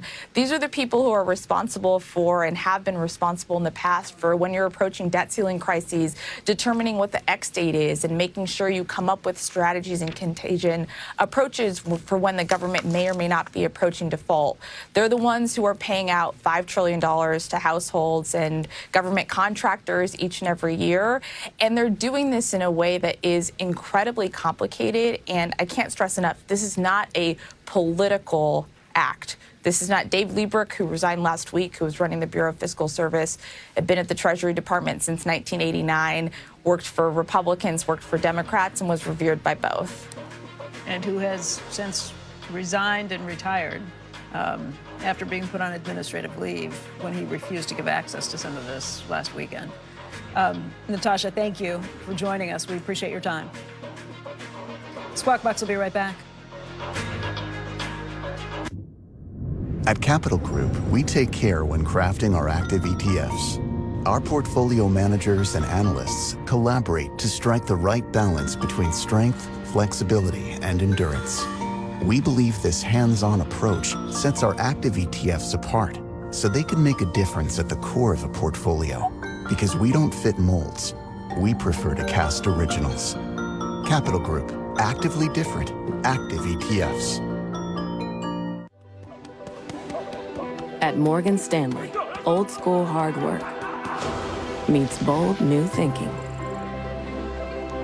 Partnering to unlock new ideas, to create new legacies, to transform a company, industry, economy, generation. Because grit and vision, working in lockstep, puts you on the path to your full potential. Old school grit, new world ideas. Morgan Stanley. Believe me, when it comes to investing, you'll love Carl's Way.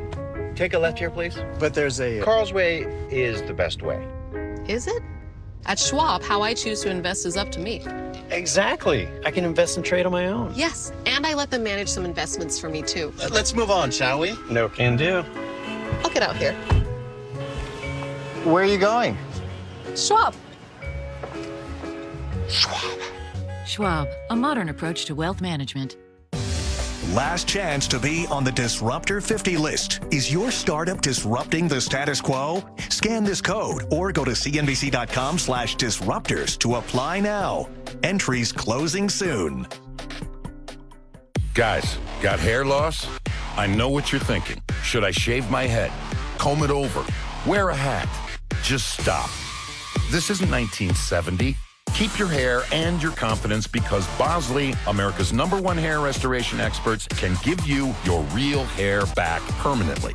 Check them out because they're giving away an absolutely free information kit and a free gift card to everyone who scans this QR code. Dude, you don't have to look like your dad because this isn't your dad's hair loss treatment. People all over the country trust Bosley because they're ahead of the curve.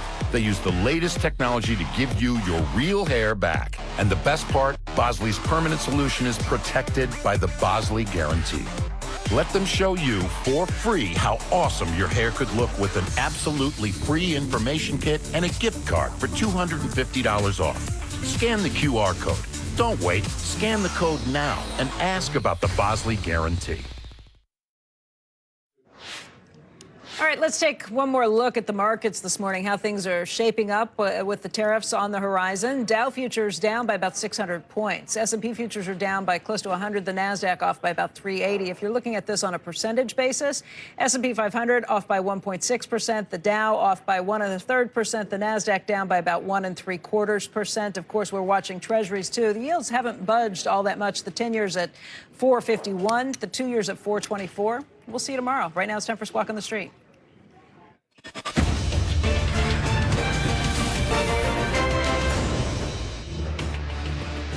No, I'm not concerned. We may have short-term a little pain, and people understand that.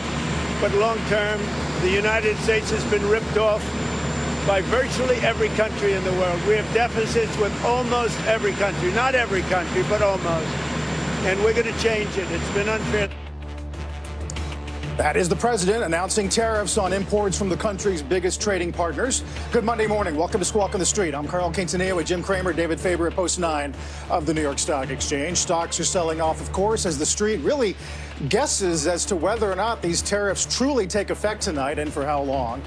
Let's begin with the global sell-off. The president has signed an executive order to impose 25% tariffs on goods from Canada and Mexico. Canadian energy, 10%. Same for Chinese imports. Canada and Mexico have threatened retaliatory measures. Trump is expected to talk with his Canadian and Mexican counterparts later today. Jim, your thoughts going into this incredibly busy week? Well, first, I mean, he said this over and over again. And if you didn't take him seriously, I don't know what you were thinking. I mean, this is what you elected, okay? You elected this. You elected the idea that we have too many people coming from Mexico. You elected the fentanyl. You elected that we have a strong stand against China. Did you elect the Canada? I mean, that's a little bit more, that's a little harder to understand.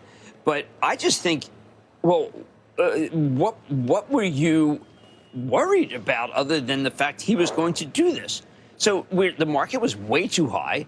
I mean, even last night, as soon as this came out, NASDAQ was down 2.6%. Now it's come back. I think it has to revisit that level, David. Why do you think it has to revisit that level? Well, because I think people are just waking up and saying, what the hell? What am I doing? No, I saw someone this morning. I wake up every morning saying that. If it ends in Y, that's what we're saying. It has nothing to do with the market. I was watching someone on Frank's show this morning, 5 o'clock, and the person was basically, she was like an end-of-the-worlder. Yeah. I'm not an end-of-the-worlder. Of course not. I think it's going to be a rough day. The market was at one point off 1.5% of the high. You take it in. Just there is suck it up. There is still an argument that I continue to hear that the president is a negotiator. You know, he's coming big. He always does early, and then he's going to ultimately back off. But I don't know.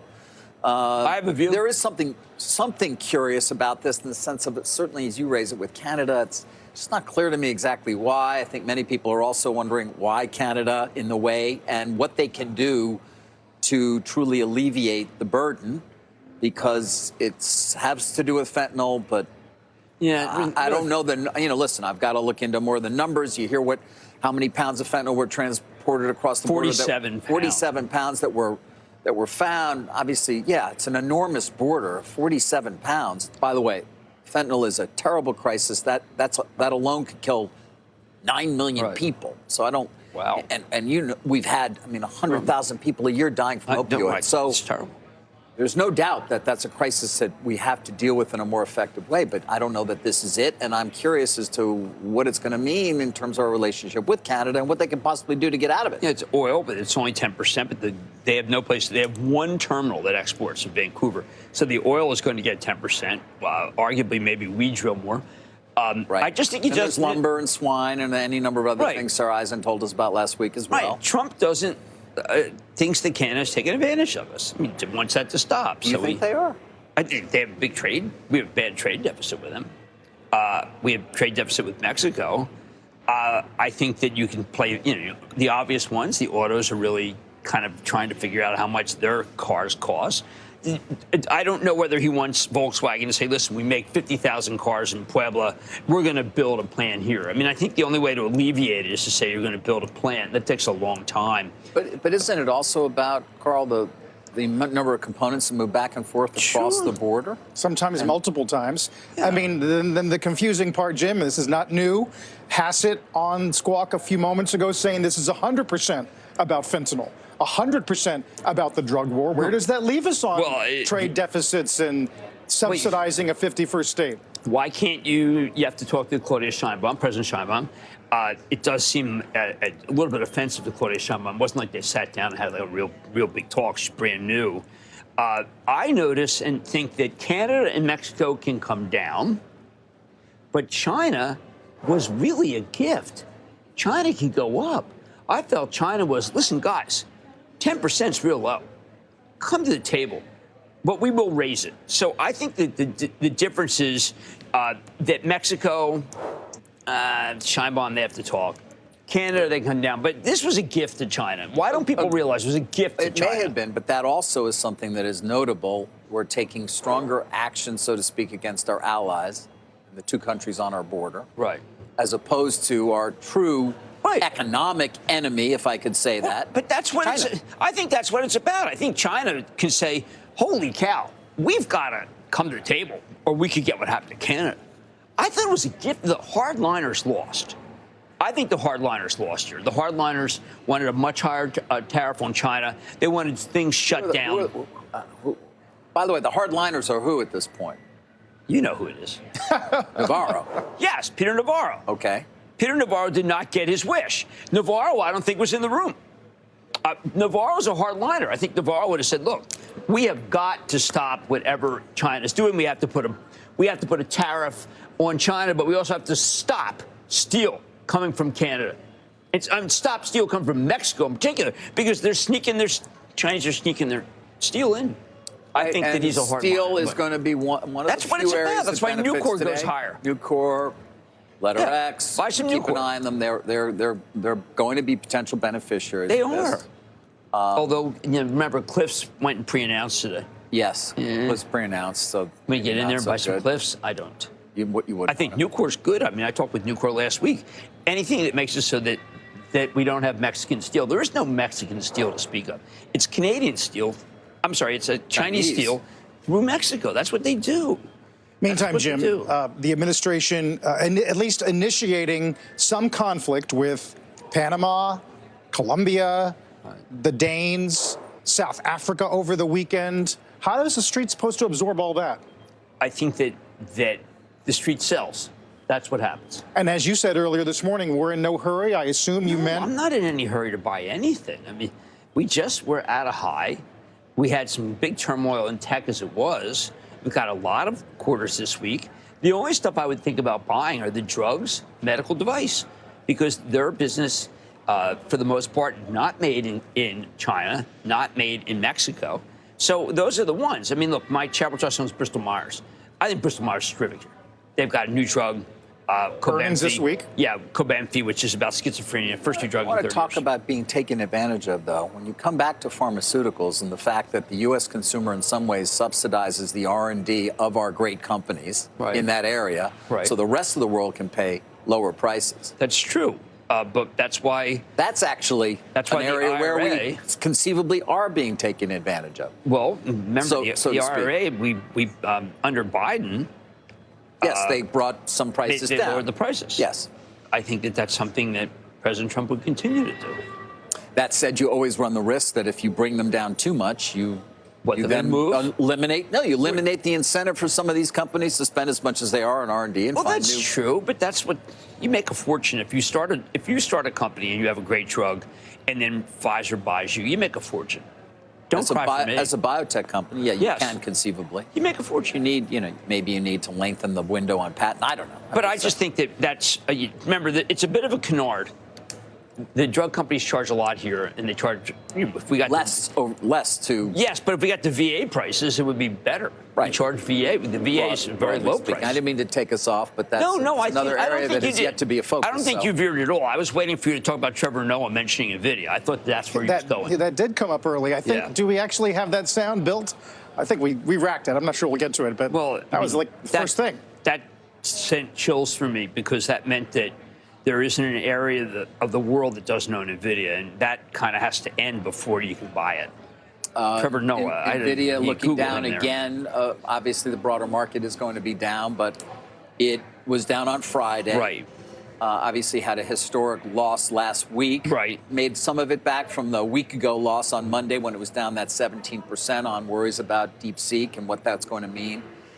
Very interesting journal story today that gave some, I thought, decent background on the back and forth between the Biden administration and NVIDIA. At least gave some sense as to why there might have been some frustration on the part of the Biden administration with NVIDIA and put in those last-minute restrictions that you have been very angry about. NVIDIA did everything they were told to do. Mm-hmm. And they have evidence that Singapore did not bring it in. They have actual evidence of where Singapore put their chips. But I think that this company has now been footballed, so to speak. And when I meet people, they own it. And I'm not trying to help people. I don't want people to lose money. But I think there's a cohort of NVIDIA that doesn't know what NVIDIA does, that's worried about DeepSeek. I'm not as worried. I do think that the CUDA platform that they have is going to come out fine, and that the more GPTs there are, they are a winner. But they're in quiet period. And during quiet period, people get very nervous, and they sell. I mean, I did a lot of work on NVIDIA this weekend, and then you watch the Grammys, and you say, well, geez, all my work was just nullified by a guy whom some people regard as a comedian who mentioned it. I don't want the broad notion.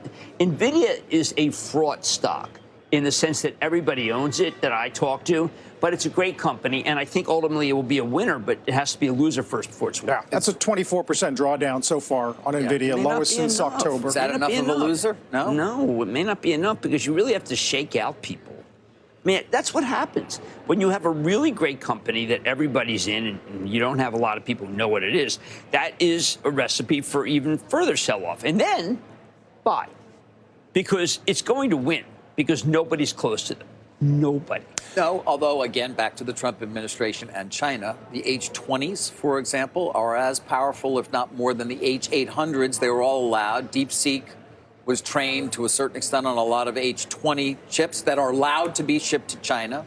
But there's going to be some questions about those and whether we're giving an advantage to our adversary in that way. Well, they could end that. And it's still 12% of their revenues. Right, but remember, roughly. they're moving past the 200. And the new one, Blackwell, which is the ones that China can't get. Well, I mean, 100s right, and 200s, but the ones H100s and 200s. you need. Look, DeepSeek. Yeah, I mean, there's going to be a lot of different companies that have it better than DeepSeek. I think Google's better than DeepSeek, but yes. Oh yeah, no, there's no doubt about that. Although we did learn that the Chinese computer scientists are strong. Yes, have a decent creative bent. They graduate more STEM people than other major economies combined. So it's not, perhaps shouldn't be a surprise, Carl, but I think some people were. Yeah. I think that we have leadership. I think our university, I think every one of those people would love to go to one of our universities. Remember when Jensen said he'll take everyone from Caltech, take the whole class. Caltech was hard to get into. I don't know if you try to get in there. Caltech. That's a fascinating bit of Kramer history. Thank you. No problem. Meantime, speaking of China, they, like Canada and Mexico, are threatening to retaliate against these new U.S. tariffs if they take effect. Eunice Yoon is in Beijing with the latest. Eunice. Hey, Carl. Well, the Chinese government response was much more muted. But generally speaking, the reaction here is that China got off much more easily than many had feared. This is a 10% tariff that's on top of existing tariffs. So it's going to affect industries differently. But at the same time, most companies here that we spoke to believe that there wasn't really any need to change their current plans. For example, those who are thinking of moving some production outside still are going to do that. Others who are saying that they're just going to gut it out would continue to gut it out. But for one thing that was really interesting in my conversations with some of the manufacturers is that most of them did feel emboldened to try to push this 10% tariff onto their U.S. partners or onto U.S. consumers with the hope that they could, at the very least, split the cost. One other trend that we heard with our conversations is that a lot of people believed that in any case, the Chinese government would allow for the yuan to weaken further, as the government here did during President Trump's first term. So those are some of the three trends. The government itself had said that it plans to hit the U.S. with corresponding countermeasures and also to bring this case to the WTO. But for the most part, those statements were relatively boilerplate. There will be an impact and a consequence to these tariffs. As you guys well know, the Chinese economy isn't really doing that well. The Taishin PMI actually showed that factory activity was worse than expected for January, so it could hurt. But for the most part, people are feeling that a little bit of a relief, even if there is uncertainty. Eunice, excellent report. I totally agree with you. I was surprised that they got to 10%. I think that they could get it higher if they don't play ball. There's one part of the economy we're all trying to figure out, which is the end of the de minimis and what it means for Shein and Temu, because these are two companies that have really taken the country by storm. And I think that could be the most hurt, trying to figure out what happens there. Yeah, well, we spoke to some of the sellers for Temu and Shein, and they weren't so disheartened because of the fact that a lot of the companies had already been trying to push ahead with one of Temu and Shein's what they called the second model, and that is to push the product to the U.S. and warehouse more. So by doing that, the cost is more on the seller as opposed to on Temu and Shein, so the companies themselves don't really have to take on that much. Eunice, appreciate that. We'll talk often, I have a feeling. Eunice Yoon in Beijing. Take a look at the pre-market. The sell-off is global in scope and appears to hit us at the open in a few moments. We'll talk about a busy week for earnings with Palantir and NXP tonight. We'll get to Elon Musk and this attempt to take control over some treasury operations. Squawk on the Street continues after a break. Bitcoin is the best performing asset, but its volatility has kept many on the sidelines until now. Introducing the world's first suite of downside-protected Bitcoin ETFs. Capture Bitcoin's upside potential with downside protection with 100, 90, or 80% protection levels over the one-year outcome period. Asset management in a time of disrupted change. Calamos, today for tomorrow.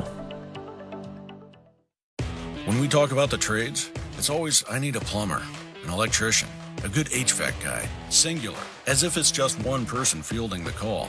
Realistically, what you're getting are entire teams expertly coordinated to keep the lights on, not just at your home or business, but every home and business. And the same way you depend on them, they depend on ServiceTitan, the leading software for contractors, the operating system that powers the trades. ServiceTitan, empowering those who power the nation. We're standing up for our right to be lazy. By sitting down. And reclining back. We work full-time and we parent full-time. We will be reclined until further notice. It's our right to let the dishes soak overnight. And to mow the lawn tomorrow, wish. We proudly declare that yes, we are still watching that. And no, we won't be cooking tonight. We, the lazy, are taking back lazy. By getting comfy on our Lazy Boy furniture. Lazy Boy, long live the lazy. Experience the power of CNBC Pro. Track your portfolio from every angle on one optimized platform. Never miss a moment with exclusive access to market-moving interviews and stock picks. All new investing tools securely linked to your brokerage accounts. Plus, CNBC Global Market News and analysis tailored to your holdings. Become a smarter investor with the power of CNBC Pro. Go to cnbc.com/getpro now.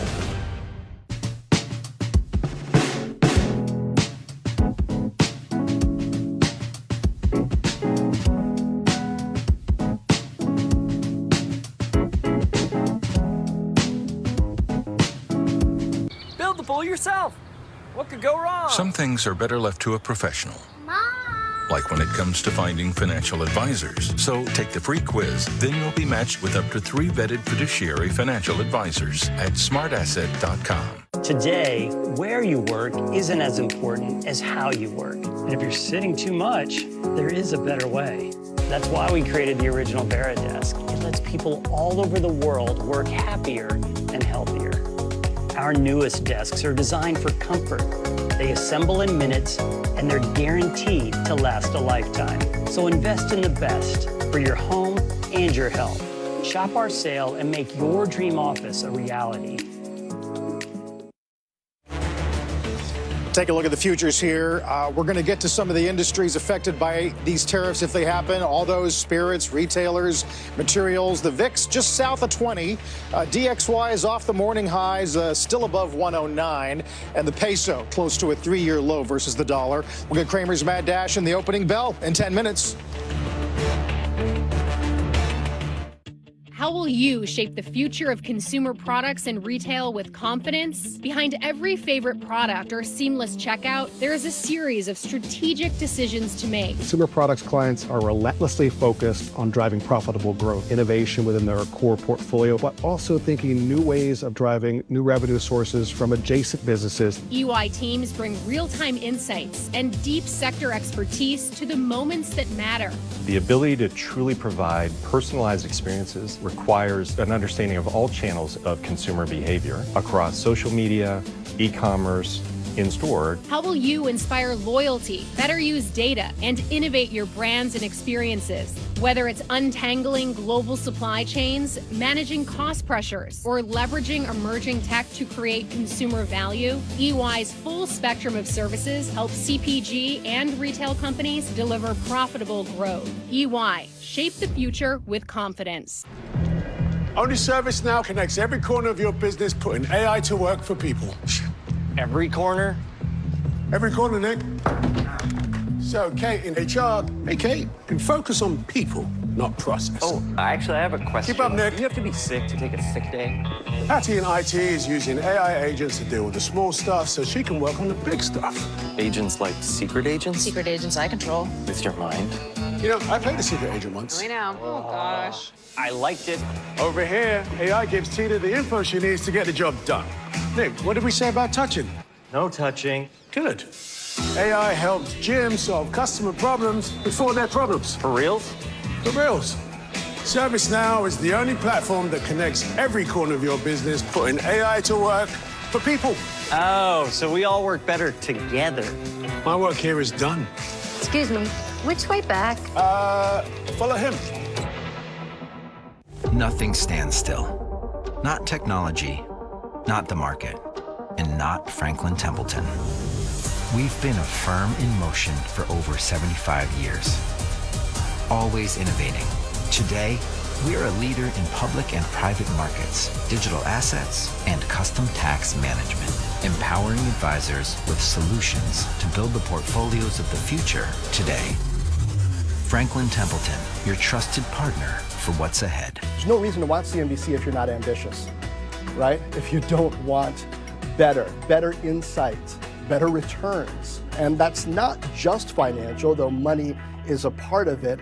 We're talking about value. All right, let's get to a mad dash. We got an opening bell. 7.5 minutes from now, we are looking, of course, for a sharply lower open on the back of those tariffs on Canada, Mexico, and China.